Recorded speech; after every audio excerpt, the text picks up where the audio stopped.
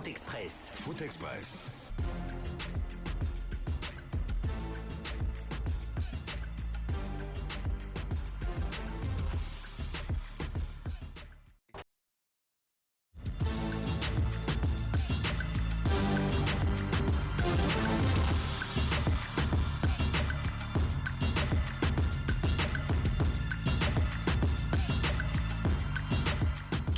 Dimanche 3 avril 2022. Bonsoir à toutes, bonsoir à tous. Merci de nous rejoindre sur Radio Espace et sur Espace TV au compte de votre émission hebdomadaire Foot Express qui vous parvient tous les dimanches quand il est 16h.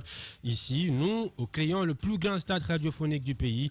Nous vous aidons à mieux comprendre l'actualité du ballon rond, de la Guinée, de l'Afrique, mais aussi du reste du monde, sauf que nous privilégions la proximité. C'est cela notre dada parce qu'en un seul clic, vous avez toute l'actualité internationale dans vos différents mobiles. Quel plaisir de vous retrouver après ce mois carrément de récolte, ce mois de moisson, après avoir raflé la plus grosse palme de médaille à la deuxième édition des Media Awards. C'était donc à l'issue de la cérémonie de distinction des récompenses des hommes de médias avec 7 trophées dans le petit musée en gestation du groupe Adafo Média.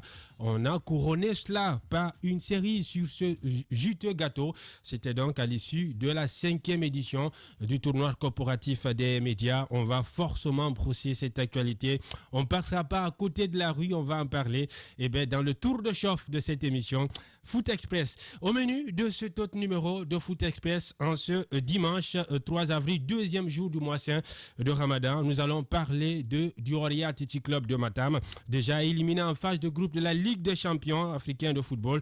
Le Oria s'est fait accrocher par le club nigérian sur un partage de points d'un but partout, un nul frustrant aux allures de déception dans un match qui ne comptait que pour la formalité. Dans la foulée, le président a convoqué une réunion d'urgence au siège du club pour situer les responsabilités de cette mésaventure. Peut-on s'attendre à voir des têtes tomber dans les prochains jours au sein du Oria Athletic Club de Matam, ou peut-on s'attendre à un véritable ménage, voire des joueurs jugés indésirables laisser leur place à de nouvelles recrues? Et là, nous allons en parler dans cette émission. Le Oria annonce-t-il le grand ménage? Si tout va bien, on va en parler de long à large dans cette émission Foot Express. Et pour en débattre, nous avons dans ce studio Ibrahima Khalil Kouyaté Ikaka, comme on l'appelle façon très décontractée. Il est le responsable de la communication digitale du Oria Athletic Club de Matam. Il est confortablement installé dans ce studio. Ibrahima Khalil Kouyaté, jeune et l'âge, comme ça on aime bien l'appeler. Oui, il est jeune et l'âge, il a effectué le pèlerinage à la Mecque. Voilà. Et c'est pas un poisson d'avril. Voilà. Et l'âge, bonsoir. Bonsoir Paul et bonsoir à tous nos auditeurs. Merci d'avoir accepté notre invitation. Le plaisir, il est pour moi. C'est toujours un honneur de partager des moments avec des passionnés de football. Ouais. Surtout de parler de ce football qui nous est tant cher et voilà, de notre club de cœur aujourd'hui qui devient le club de tout un pays, le Oria Athletic Club. Justement, jeune et l'âge. Et l'âge pour avoir effectué le pèlerinage. Oui, j'ai eu la chance de faire ce grand voyage. C'était en 2018 et depuis lors, ce surnom me suit. D'accord. C'est un peu pesant, mais bon, je ne peux que faire. On fait avec. Ok. On enlève le jaune ou on le maintient?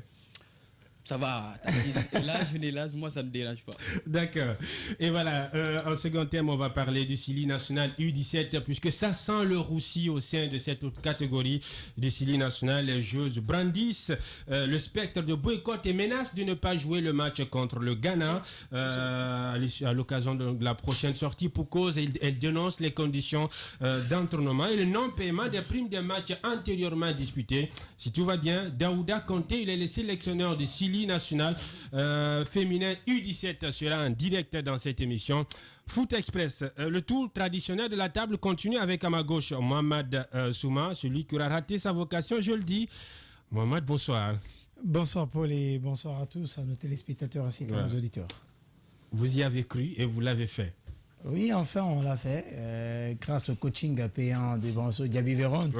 Il ne faut pas oublier également de souligner cela. Le gourou de la maison. Et aussi la très grande expérience de Mamadi Kabadien qui a déjà disputé 2 Coupes d'Afrique des Nations, une Coupe du Monde militaire, ancien sociétaire du Sili national. Donc, on l'a fait après 5 éditions.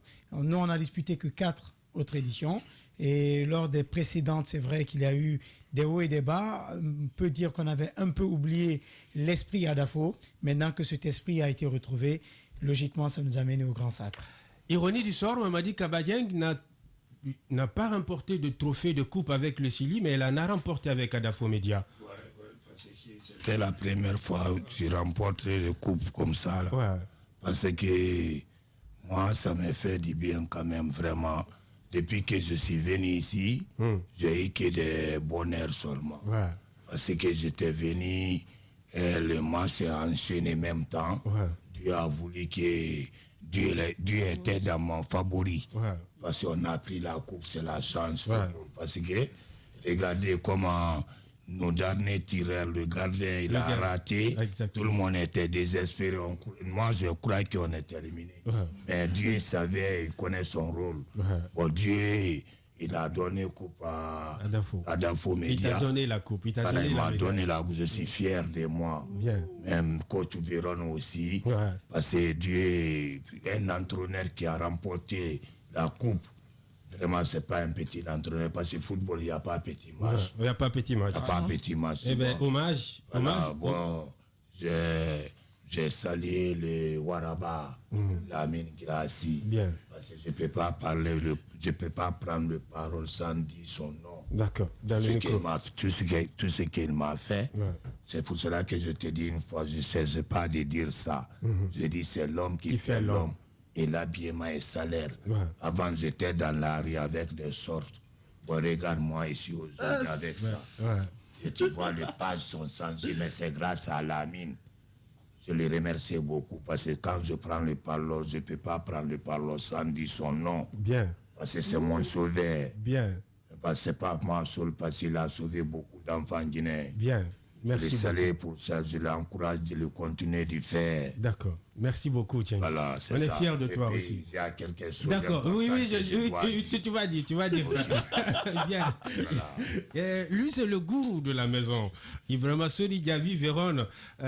Bonsoir, coach. Bonsoir et bonsoir à tous. On est toujours dans la fièvre de ce sacre. Exactement. Ouais. Et ça doit continuer. Et c'est pourquoi je vois des étoiles dans tes yeux. Bon, pas seulement dans mes yeux, mais dans les yeux de tout le monde, tous les espaciens. Pas que ça seulement, hein, parce que je l'ai dit qu'il était chic. Il est toujours chic. Non, aujourd'hui, non, laisse. Ouais. Okay. Ça que mon cœur fait. Je voulais dire ton cœur bat. Je voulais dire pour qui. D'accord. Ok. Bien. Félicitations, coach. Très fier de vous. Merci. Très fier de ce que vous avez accompli. On y a cru. On a fait. On a remporté ce trophée, la 5e édition. Oui, exactement. Comme tout le monde a suivi, je pense que cette équipe d'Adafo n'avait pas droit à l'erreur. Je l'avais déjà vu, vu mon expérience dans cette boîte. On avait une équipe cette année qui avait les atouts, qui pouvait aller jusqu'au bout de cette compétition. Et j'avais demandé aux joueurs de jouer match par match et de se concentrer. Et c'est ce qu'ils ont fait. Parce que certes, on me dit aujourd'hui entraîneur, mais c'est parce que j'ai eu quand même des joueurs comme Mamad, comme Steve, comme Chiplo, comme Poutine, qui ont fait quand même ma politique sur le terrain. Donc il faut pouvoir les respecter et quand même les remercier. Et je pense bien que c'est après le SAC que j'ai compris qu'il fallait gagner cette coupe. Au début, certainement, c'était un simple tournoi de médias, mais il y avait beaucoup d'autres choses qui étaient derrière. Et je pense bien que c'est une fierté pour tous ceux qui travaillent ici et tous les espaciens, surtout à distance. Félicitations. Sauf que moi, mon commentaire a failli ravir la vedette à toute l'équipe. Hein. Et surtout, qu'on a vu. Je cesse de regarder ce commentaire. Je pense pas. Et d'ailleurs, si le réalisateur pouvait mettre, ça serait. Voilà. On est meilleur dans les studios. On est meilleur sur le terrain, on est champion. On est champion. Voilà. La passion a pris le dessus. Mais Paul, si tu peux faire un acapella. Alors, quand il a raté, bon, quand il a, voilà. Oui, tu peux continuer avec lui. Quand il a raté ça c'est Mamad. Oui. Ouais, ça c'est Mamad. Il a marqué ce tir. Par contre, le dernier quand le poteau a repoussé, eh ben, j'ai senti tout mon corps en train de fourmiller. En fait. Voilà. Et là, carrément, j'ai mis mon cœur, j'ai mis tout mon corps dans le commentaire. J'ai dit, l'aigle prend de l'amplitude et on monte un peu plus en altitude. On est champion. On n'est pas que champion derrière le micro. On n'est pas que champion derrière la caméra. On est champion sur le terrain. On l'a fait. On a couronné le mois de la moisson. Exactement, c'était cette action. Voilà. C'était ça, c'était cette action. C'était cette action. Et bizarrement, quand j'ai écouté la rediffusion le soir, j'étais seul dans la voiture, mais j'ai pouffé de rire, mais grave. J'ai dit, mais c'est moi qui racontais ça. C'était pratiquement pour moi l'une des premières fois que je voyais Paul monter en volume comme ça, hausser le ton. Dans ses commentaires. Voilà. Comme on le dit souvent, ici, que le football rend fou. Ça rend fou. Il le fallait, et surtout la mobilisation que l'on a vue derrière. Ouais. Les chroniqueurs des grandes gueules, tout le personnel. Au fait, tout le monde était là, attentif, concentré. C'est pourquoi on dit que le football fédère vraiment autour d'un idéal. Et ça, on l'a vécu. Le plus important pour nous, ce n'est pas simplement les moments sur le terrain, mais c'est surtout ces moments extra-sportifs. Le discours que l'on tient avant chaque match, le discours qui se tient après chaque match, les petits coups de téléphone que l'on se passe à la veille d'un match pour se dire demain on a match, il faut se concentrer, comme ci, comme cela, les petites excuses que l'on se présente parfois pour certains mots déplacés qu'on a eu à tenir, pour certaines réactions sur le terrain. Voilà quoi, et ça nous avait manqué. Et l'esprit espacien. Et grâce à ça, on a retrouvé l'esprit espacien. Exactement, cet esprit espacien, cet esprit de famille qu'on a transporté dans ce tournoi. Il y a un point qu'on ne doit pas oublier, qu'on doit toujours signaler. Je l'ai toujours dit dans nos différentes émissions, qu'il n'y a pas de grandes équipes, ça a une grande administration. Exact. Ce qu'il faut respecter cette année, c'est la détermination de la direction du groupe Adafo.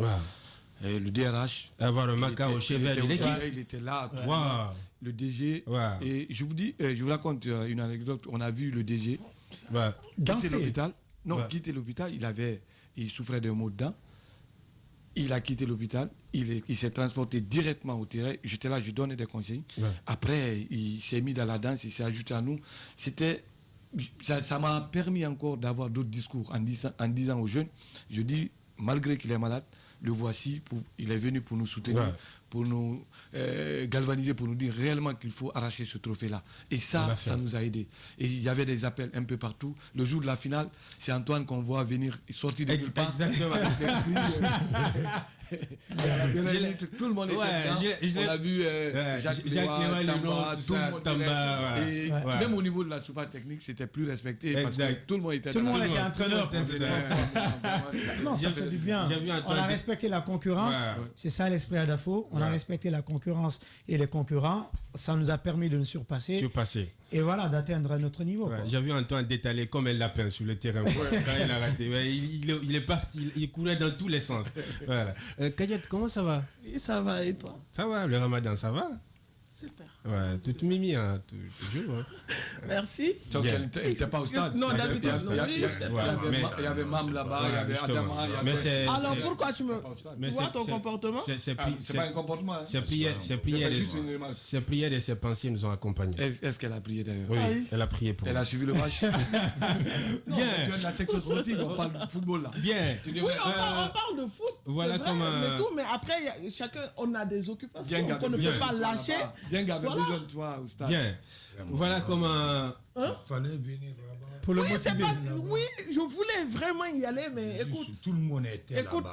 J'ai des engagements ailleurs aussi que je dois respecter. Bien. C'était bien. Quand il venait là-bas, c'était bon.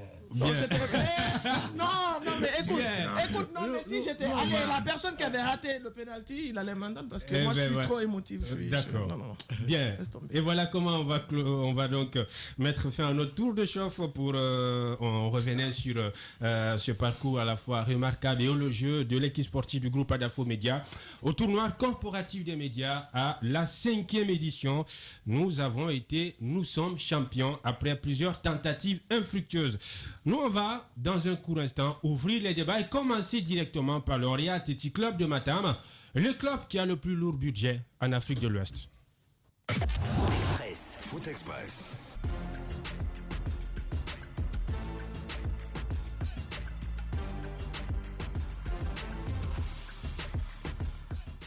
Foot Express. Foot Express.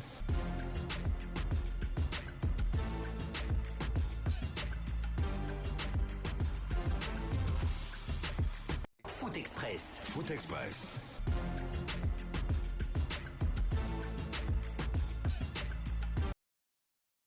C'est aussi avec Mamadi Kabadjan qui dit cru les choses, qui ne porte pas de gants et qui ne passe pas par le dos de la cuillère. Mamadi Kabadjan qui a beaucoup de choses à dire dans cette émission Foot Express, mais ça sera dans sa rubrique Les vérités de Dieng. Il en a gros sur le cœur.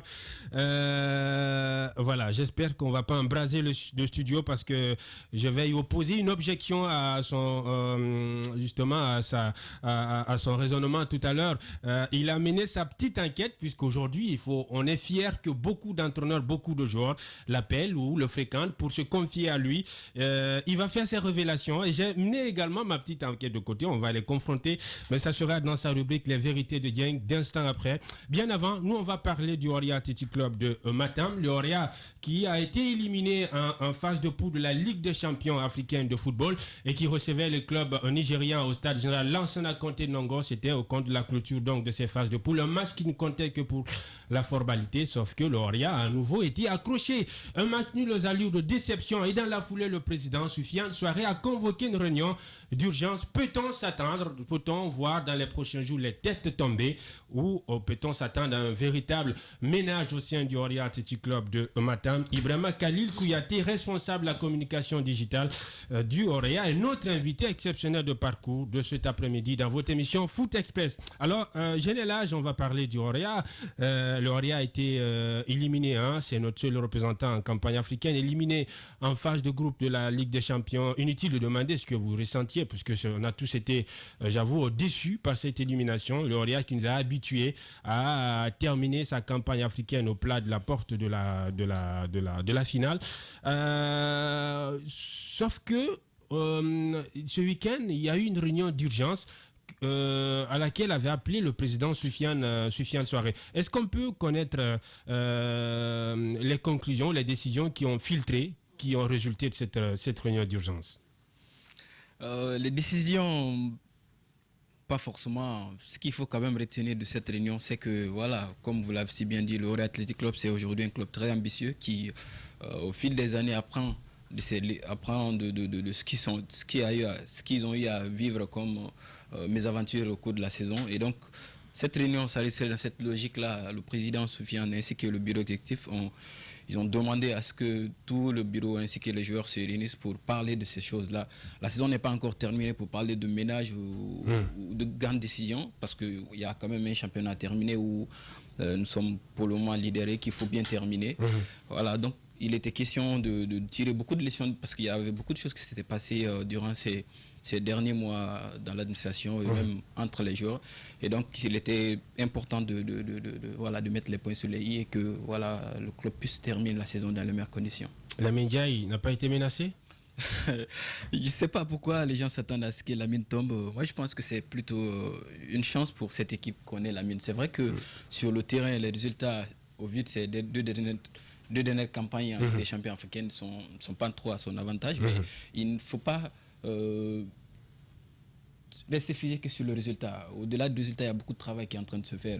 Beaucoup de personnes oublient que l'Oria aujourd'hui est en phase de transition. On avait une génération qui était là, composée des Nikema, des Dikitaï, qui est aujourd'hui en train de vieillir. Et donc, il y a une nouvelle génération. Si vous le remarquez, le recrutement, il est basé sur de très jeunes joueurs. On a les Alcine Chamakal, on a eu les Morla ici, Mori Kanté, Ismaël Kamara. L'équipe est en train de se rajeunir. Et donc, cette transition n'est pas facile, surtout qu'on parle des niveaux internationaux. En championnat, il n'y a pas de souci, ça ne se voit pas. Mais quand tu es sur la scène internationale, où tu côtoies, où les erreurs ne sont pas permises, malheureusement, ça c'est en train de pêcher pour le Roya à ce niveau. Et donc, je ne suis pas en train de dégager une garantie concernant Lamine Ndiaye, mais je me dis que ce n'est pas... il ne faut pas forcément s'attendre à un départ de Lamine Ndiaye.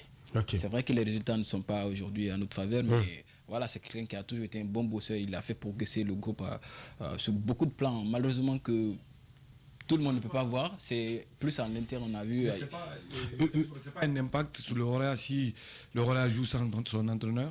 Il y a un problème de licence. Justement. Évidemment, ça peut être, c'est un problème, oui, parce que voilà, on sait que l'entraîneur, en quelque sorte, c'est quelqu'un qui est là pour assurer l'équipe, pour donner des consignes. C'est vrai que même s'il n'est pas sur le banc et qu'il arrive à le faire par téléphone, mais sa présence physique, c'est pas pareil. Exact.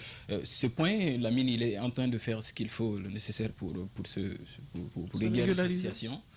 Mais ça a pris plus de temps que prévu. On sait que voilà, dans le football africain, il y a beaucoup de choses dont malheureusement voilà, on ne peut pas tout détailler, mais il y a beaucoup de choses qui sont difficiles à expliquer. Mais quand même, notre technicien sénégalais est en train de faire ce qu'il faut pour qu'il puisse être sur le banc du Royal le plus vite que possible. Et ça va être très compliqué pour lui parce que l'UFOA et la CAF sont en train de tirer les ficelles parce que tout simplement, l'UFOA ne reconnaît pas les diplômes africains. Et aujourd'hui, alors que la FIFA était catégorique là-dessus, c'était d'harmoniser les diplômes. C'est pourquoi il y avait des diplômes CAF, FIFA et autres. Mais l'UEFA est resté dans sa botte, l'UEFA a refusé. Quand vous partez dans les autres continents acceptent. Et après, la CAF aussi dit obligatoirement qu'ils ne vont pas reconnaître les diplômes de l'UEFA. Si tu as coaché une équipe ici, ça doit être le plus haut diplôme qui est l'UEFA A Pro. Donc ce n'est pas tout le monde qui a ça. Sinon, Lamine, effectivement, c'est quelqu'un qui s'y connaît, c'est quelqu'un qui a des diplômes, parce que beaucoup de Guinéens confondent cela. Ils pensent que peut-être il n'a pas de diplôme. Il a un diplôme français, il a un diplôme de l'UEFA, et déjà il a fait ses preuves ailleurs. C'est parce qu'on a cherché à harmoniser les diplômes. Au moment où on passait les diplômes dans son pays, lui il était en Europe, il était sous des clubs, donc ça lui a créé des problèmes.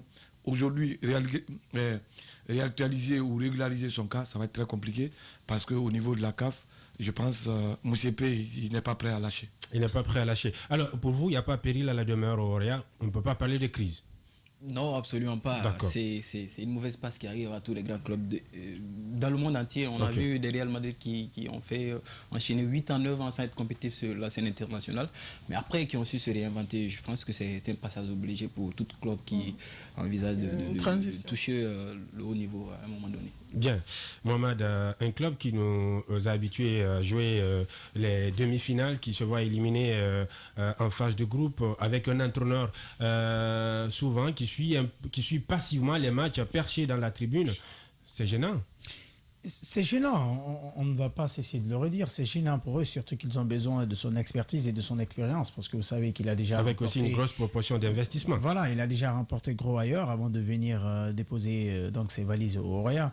Mais après, ce qu'il faut voir peut-être au-dessus de ce raisonnement, ce que moi je constate, c'est que c'est vrai qu'ils sont dans une période de transition. Ils ont besoin de recycler un peu leur effectif, prendre de nouveau et les intégrer à un niveau plus compétitif. C'est là que se trouve le gros du boulot. Mais en même temps, je pense que c'est quelque chose qui aurait pu être fait avant. C'est quelque chose qui aurait dû être fait avant, parce que pour les grands clubs, lorsque vous cherchez notamment à remporter une compétition africaine, ce qu'il vous faut faire une projection. Au début, Antonio Soare le disait, j'investis dans le club, c'est pour une durée de 5 ans, je veux voir après mon club être dans les phases de poule. Désolé de vous interloquer, Mohamed, ils sont dans cette projection parce que toutes les nouvelles recrues se sont engagées pour 2024. Et la question que moi je posais souvent au président Soufiane à chaque signature d'une recrue, est-ce que l'Orient n'est pas en train de... C'est pas le contrat des joueurs dont je voulais parler par rapport à leur échéance. Je parle du projet. Je parle par rapport au projet. Oui. C'est-à-dire qu'on était en 2015. Le Orient savait que son objectif en 2017-2018, c'était de se qualifier pour les quarts de finale, les demi-finales de la Ligue des champions africaine. Donc avant 2022, le Orient aurait dû entrevoir à côté un projet qui vise, par exemple, en 2021, avant d'entamer un cycle de recyclage, de changement de génération, que cela ne puisse pas affecter le projet du club à long terme. Mais ça a été le cas. Oui, non. On a aujourd'hui Moussa Kamara qui est titulaire dans les goals. Malheureusement. On a Boumangué qui... malheureusement, ça c'est sur les valeurs intrinsèques des joueurs. Mais malheureusement, le Orient a connu les quarts de finale de la Ligue des champions africaine. On a été aux portes même, je veux dire, d'une finale.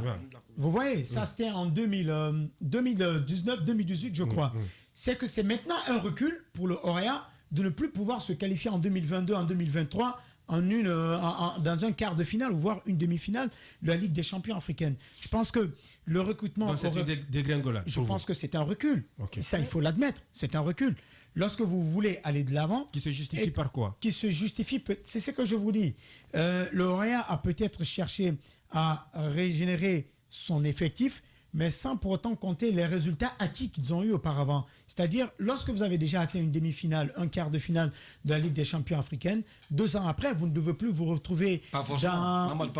Je veux dire, logiquement, vous ne devez plus vous retrouver dans une mauvaise position telle que connaît le Orea actuellement, c'est-à-dire ne pas être qualifié, être sorti dès les phases de poule, et de par quelle manière. C'est ça surtout ce que moi je vise. À un moment, dans les phases de poule de la Ligue des Champions, il y avait que... Et quand vous prenez les clubs de l'Afrique de l'Ouest, il n'y avait que le Orea. Voilà, alors qu'il y a des grands noms ici. Non, mais Véron, sans vouloir faire de comparaison avec les autres pays, avec les autres clubs, je suis en train de partir sur la logique du Orea, la logique propre au Orea. Non, maman, ce que tu dois comprendre, quand on parle de football, ce n'est pas seulement le Orea qui se prépare. Il y a des équipes qui vont sur la force de l'adversaire, il y a d'autres qui vont sur la faiblesse de l'adversaire. Il y a d'autres qui apprennent de leurs mésaventures. Qu'est-ce que je veux dire par là? Moi, là où je ne suis pas d'accord, par exemple, c'est quand le Orea souvent a des difficultés à battre les clubs maghrébiens, ou généralement les équipes arabes. Et à gérer les émotions. Ça, je peux pouvoir comprendre. Mais dire qu'à un moment que le Orea peut se retrouver en difficulté et que le Orea est éliminé à un moment où on n'attend pas, c'est aussi ça le football. Et d'ailleurs, c'est ce qui fait sa beauté. Parce qu'aujourd'hui, il faut voir le niveau de notre championnat. Et il faut avoir c'est pourquoi on dit qu'à chaque fois, il y a des problèmes dans d'autres clubs de notre championnat, ça peut affecter d'autres clubs. Et c'est ce qui se fait. Parce que si aujourd'hui, on appelle notre championnat le Orea et les autres, ça c'est des difficultés. Ça ne les permet pas de se préparer très bien. Ça ne les permet pas d'avoir un adversaire sérieux devant eux. Et ça, tu vas te sentir mieux au pays et ailleurs, tu vas avoir d'autres adversaires qui pourront te faire du mal. Mais ça, on l'a souvent vécu ici. Il y avait même, par exemple, on parle sous son contrôle. Il y a des joueurs qui étaient exclusivement réservés, je vais dire, au Orient en tout cas, pour les matchs de Conakry et la Ligue des Champions. À un moment donné, on avait tous fustigé cela. À un moment donné, on a tous dénoncé aussi le fait qu'il y avait beaucoup de reports de matchs du Orea pour permettre de disputer la campagne africaine. On avait signalé cela, que ça ne pouvait pas apporter un rythme régulier aux champions de Guinée. Mais au-delà de ce que je veux dire, c'est qu'il est indéniable qu'aujourd'hui, prenons par exemple cette saison, le Orea a forcément reculé. On se rappelle, il y a 2 ans en arrière, lorsqu'ils étaient... sur la saison, c'était un échec. Lorsqu'ils ont... On se rappelle, sur les 2 dernières années, lorsqu'ils ont été, par exemple, en Coupe de CAF, on se disait qu'il faut monter le niveau d'exigence. En Coupe de CAF, on avait dit, pas question de se limiter seulement au quart de finale, il faut viser la finale parce que c'est le grand Orea. Et je pense c'était l'année du Orea. Voilà, c'était l'année du Orea. Et je pense qu'à ce moment-là, la direction aurait quand même pu comprendre que cette génération-là est en train d'arriver à terme. Voilà, justement, anticiper pour se dire, en 2022, il ne faudrait pas qu'on soit derrière pour ne pas être qualifié, par exemple, en quart de finale ou en demi-finale. Je pense que là, c'est un peu où l'administration du Orea a péché. Bien. Oui, Kadi? Au fait, moi, je suis d'accord avec Mamad parce que ce qu'il dit, c'est vrai. Pour un club de football, il faut qu'il y ait des projets. Si, par exemple, tu as un projet de 5 ans, quand 4 ans arrivent, tu cherches un autre projet pour prolonger, au fait. Donc voilà, et puis il a raison, parce que la manière dont Orea est sorti, c'est pas du tout joli, parce qu'ils avaient déjà gagné 2 buts, parce que moi je regardais le truc là, ils étaient en Algérie justement, et tout, donc 2-0, moi j'étais content, moi c'est pas après sur Twitter. N'oublie pas l'arbitrage africain aussi, hein. oui, l'arbitrage, excuse-moi, moi je suis du... mais on peut pas se retrancher derrière. Non, se retranche pas. Non, mais écoute-moi, ça fait un coup de souffle peut te faire perdre des matchs, c'est important. Un arbitre, on peut pas réduire, on peut pas... Non, pour moi c'est pas une raison. Ça fait partie des raisons. Ça fait partie des raisons. Écoute, moi c'est sur Twitter, j'ai vu que Orea est sorti, je fais non, impossible. Je suis allé regarder, je vois 3-2, je fais non, impossible. Et tout. Et je revois la chose. Il y a les arbitres, je n'en conviens pas. Mais pour moi, ce n'est pas une raison pour un club, un grand club. Et heureusement que tu n'as pas regardé le match. Oui. Je te dis, c'est pas que heureusement, mais tu ne vas pas me dire que c'est l'arbitre qui a fait rentrer 3 buts. Tu m'excuses, c'est pas l'arbitre. Et je me dis, des fois, c'est la négligence des joueurs aussi. Ça fait partir, au fait. Les joueurs ne sont pas concentrés sur 90 minutes. Je l'ai toujours dit ici. Je l'ai toujours dit ici. Et tout. Quel que soit un grand club, regarde, par exemple, on va prendre un exemple d'un match qui ne se jouait même pas ici. PSG Real. Je me suis dit, en 10 minutes, c'est parce que les joueurs du PSG étaient déconcentrés. Ils ont levé le pied. Voilà, c'est parce qu'ils ont eu peur. C'est ça, au fait.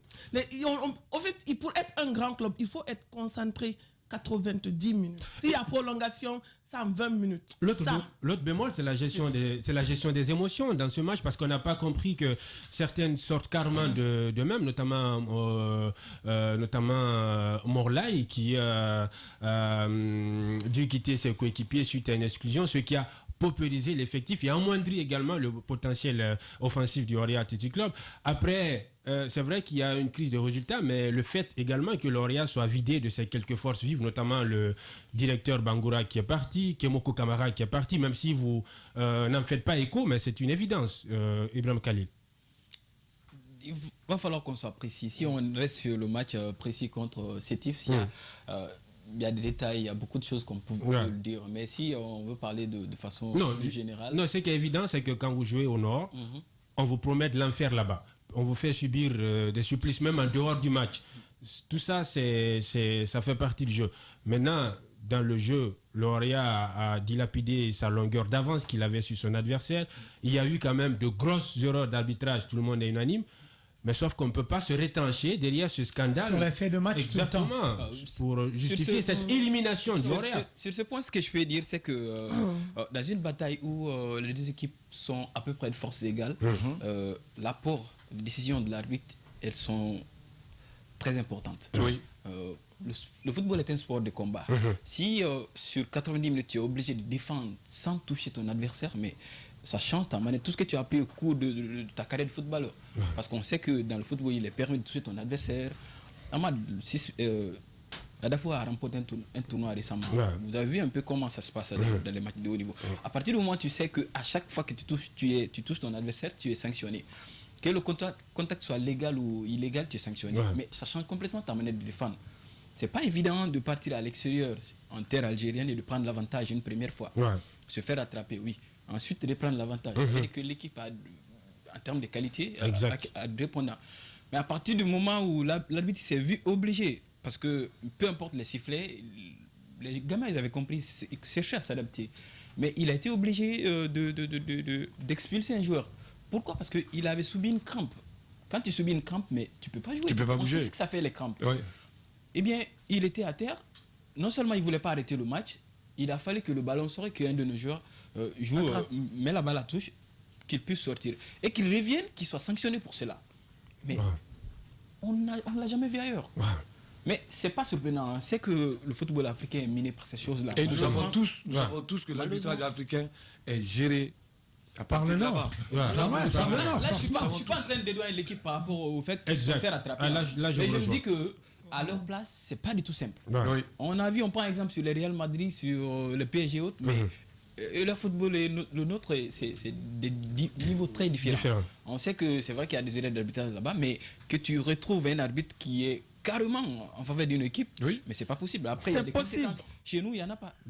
Chez nous, il y a des arbitres qui le font, il n'y a aucune conséquence. Ça, c'est sur le point précis de l'arbitrage que je voulais dire. Excuse-moi. Maintenant, lorsqu'on prend de façon très générale par rapport à la phase de poule qu'a disputé le Orea, la mauvaise entame qui passe également par l'arbitrage africain et ainsi de suite, est-ce qu'on ne se dit pas forcément, pour enchérir ce que Paul allait poser, que l'administration du Orea en est pour quelque chose? Parce qu'après, on est en train de voir que le Orea se vide substantiellement de ses forces vives.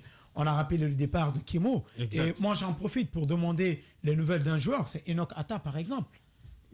Et ça se dit par là. Qu'en est-il qu'il a quitté le club.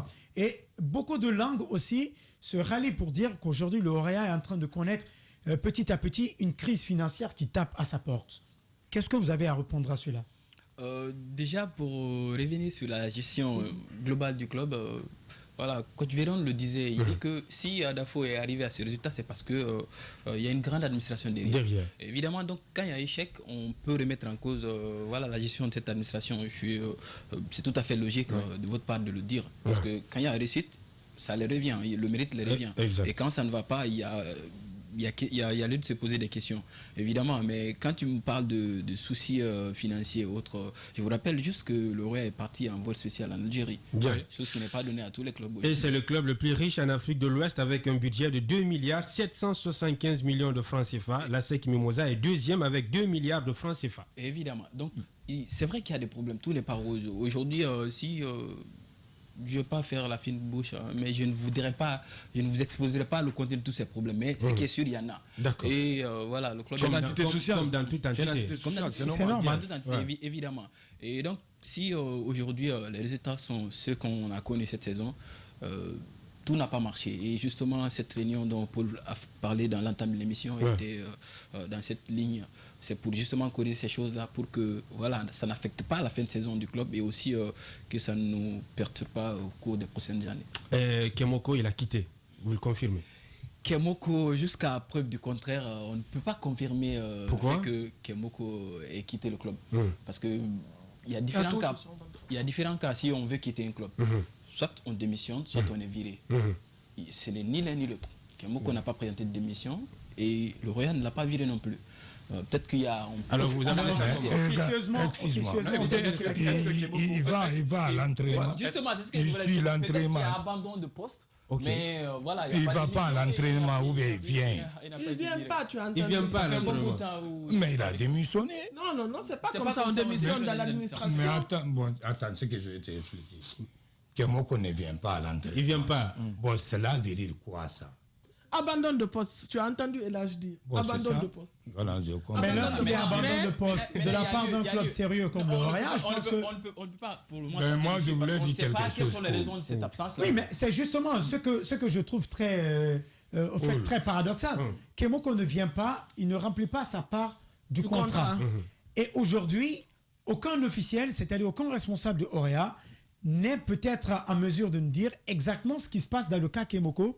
Et personne ne le... Mais oui, la dernière émission, dans la dernière émission, on en a parlé. On a demandé au secrétaire général qui nous dit, écoutez, Kemoko, administrativement, n'a pas présenté de démission. On ne peut pas dire qu'il a démissionné. On ne peut pas dire aussi qu'il est renvoyé. Mais lorsque un travailleur n'a pas démissionné, il n'a pas été renvoyé, mais qu'est-ce qu'on peut dire maintenant là? Parce qu'il faut quand même l'interpeller. Non, si c'était moi... Si c'était moi... Est-ce que quelqu'un l'a interpellé?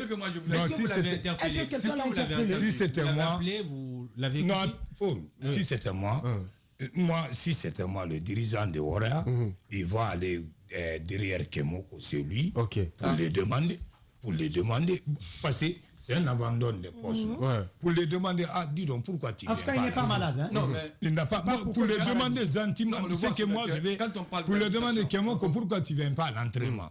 Bon, c'est que Kemoko a dit maintenant, il va dire ça là-bas. Si je vais démissionner ou bien je n'ai pas démissionné. Bien. Mais s'il laisse Kemoko, il a l'abandon de poste, il est parti.